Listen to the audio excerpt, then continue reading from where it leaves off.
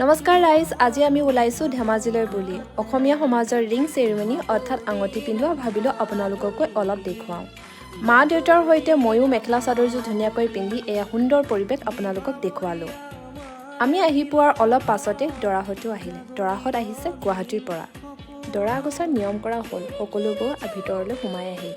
ছোৱালীৰ বাবে সকলো ৰৈ আছে আৰু এয়া দেখিছেনে দৰা কইনাক খুব ধুনীয়াকৈ বহি আছে। আৰু ময়ো বৰ এটা ভিডিঅ' কৰিব নাপালোঁ, কাৰণ মোৰ হাতত আছিল বাৰ ছোৱালীজনী খুব মৰম লগাকৈ শুই আছে, মোৰ ভাগিন। আৰু এয়া মূৰত তেল দিয়া, তামোল দিয়া, সকলো নিয়মবোৰ কৰাৰ পিছত একেবাৰে শেষত আছে কেক কাটিং।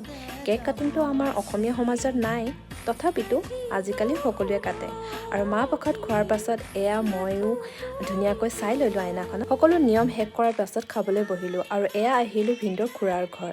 ভিনদেউৰ খুৰাৰ ঘৰৰ কাষতে স্কুলখনো লাগি আছিলে। ধুনীয়াকৈ আমি চাই মেলি আমি বিদায় ল'লোঁ।